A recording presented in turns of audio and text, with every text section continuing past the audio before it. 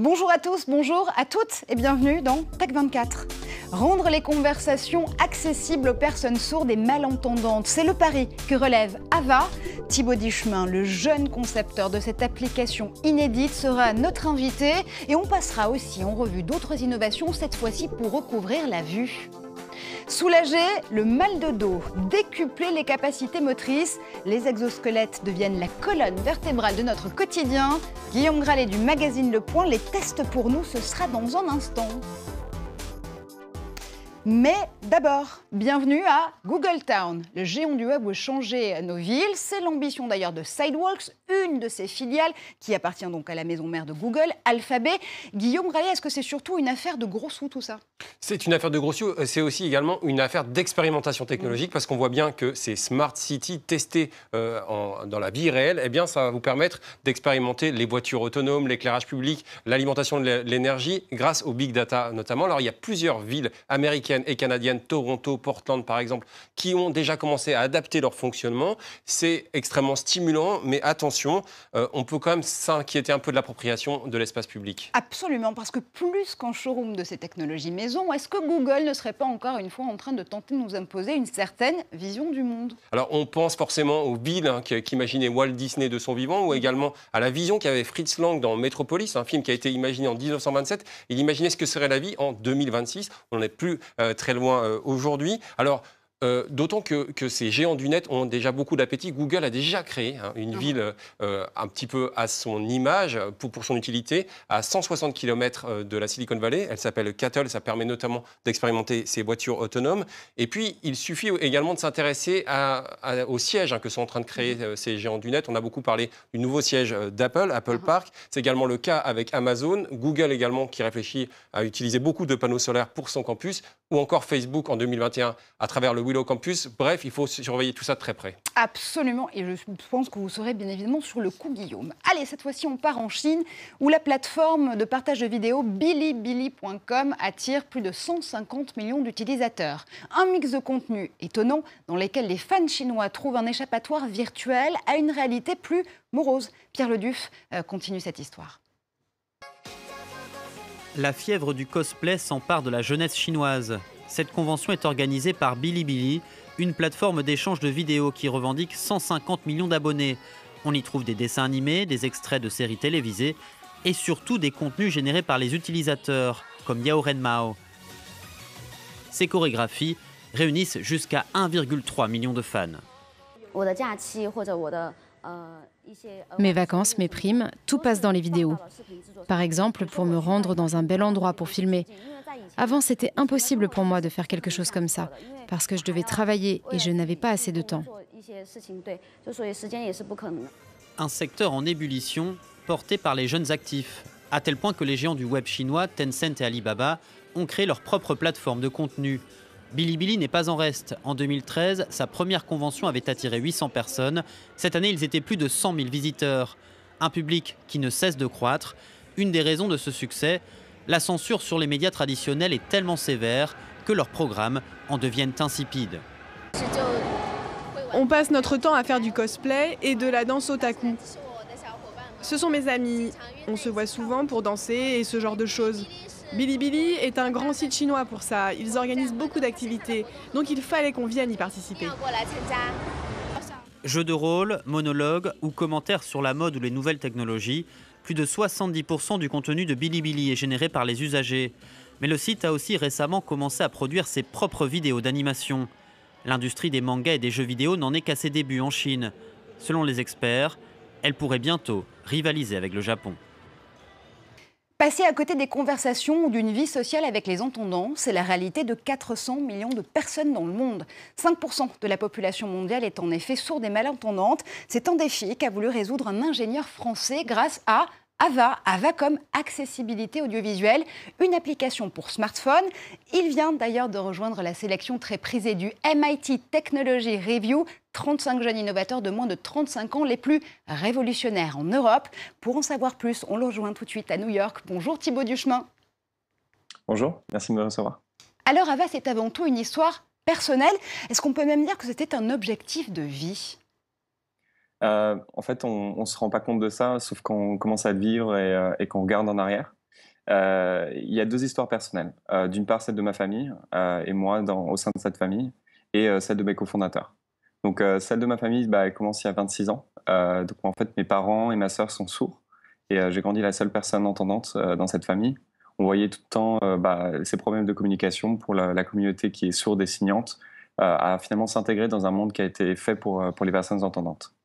Ensuite, il y a 3 ans, on a créé cette entreprise pour finalement résoudre un des problèmes qu'on pensait le plus important, qui était celui de la conversation de groupe, où c'est là où tout se passe, l'inclusion, l'intégration sociale. Et ça, je l'ai fait avec un autre cofondateur qui est sourd lui-même, mais qui ne parlait pas la langue des signes. Donc un autre type de surdité, un autre type de problème. Et on s'est rendu compte que finalement, pour pouvoir travailler ensemble, construire ça ensemble, il fallait aussi résoudre ce problème nous-mêmes. Alors concrètement, comment est-ce que ça fonctionne? Comment est-ce qu'Ava fonctionne? Est-ce que si je décris l'application comme un Shazam des conversations, je me trompe ou pas? Alors, non, pas complètement, parce que justement, Shazam permet de reconnaître une musique. Nous, en fait, on permet de reconnaître la voix des personnes qui sont dans une conversation, mais on fait un peu plus. En fait, on est capable de sous-titrer ce qu'ils disent en temps réel pour finalement avoir l'information de qui dit quoi à la personne sourde ou malentendante. Alors, comment ça marche? On démarre l'application directement sur son téléphone et on est capable ensuite de l'utiliser en face à face avec une autre personne en face de nous, ou alors on se connecte en conversation.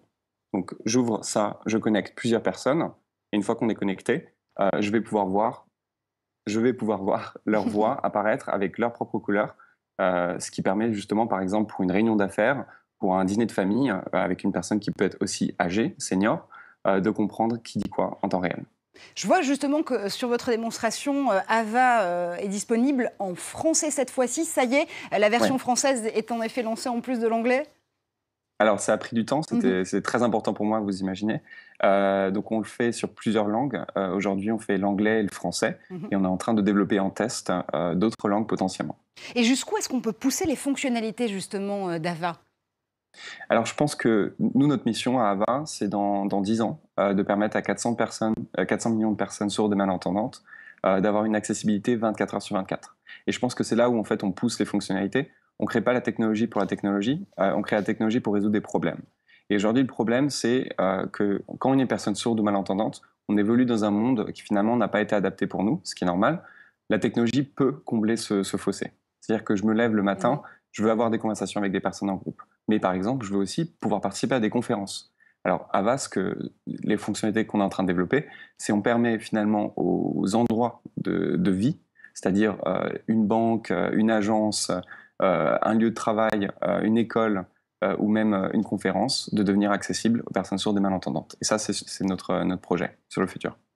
Merci infiniment Thibaut. Et évidemment, pour suivre toutes les applications et tous les développements, surtout d'Ava, il faut se rendre sur le site ava.me. Allez, cette fois-ci, après Louis, on va réparer la vue avec vous, Guillaume, et on va essayer de regarder ensemble plusieurs technologies. La première nous vient de Corée du Sud et il s'agit d'une montre en braille, oui, mais elle est smart. Oui, elle s'appelle Dot et effectivement, elle va transmettre des messages du quotidien, par exemple la météo, votre agenda, en message braille. Et c'est une montre tactile, c'est-à-dire que lorsque vous aurez fini de lire votre message, eh bien, vous allez pouvoir passer à la suite du message ou au message suivant. On peut également composer un numéro en activant une molette sur le côté. Allez, un autre objet du quotidien qui améliore là aussi, cette fois-ci, le quotidien des malvoyants, ce sont les lunettes. Et ça fait beaucoup de quotidiens en même temps. Oui, effectivement. Alors, ce sont des lunettes qui s'appellent eSight, qui ont été inventées aux États-Unis. Alors, ces lunettes, elles vont filmer en haute définition l'environnement du porteur. Ce film va être retransmis sur des écrans OLED situés à l'intérieur des lunettes. Il y a une autre innovation au niveau des lunettes qui m'intéresse, c'est celle du fabricant New Eyes. Et le fabricant New Eyes, lui, va utiliser ce qu'on appelle le text-to-speech, c'est-à-dire la reconnaissance des mots autour du porteur pour les lui lire, tout simplement. Et tout de suite, c'est Test 24.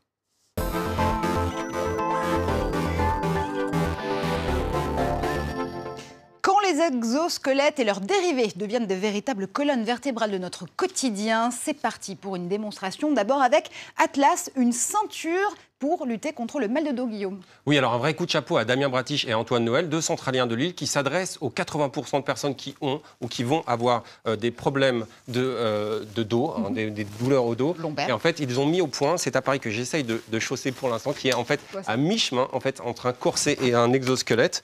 Alors, vous le chaussez ici. En fait, vous allez ensuite activer Voilà, quelque chose qui va aider, soulager vos lombaires. C'est comme si on portait 40 kilos pour vous, c'est-à-dire que vous allez vraiment, là je vois tout de suite qu'il y a un bienfait assez immédiat. Ces 4 moteurs vont vraiment soulager votre dos.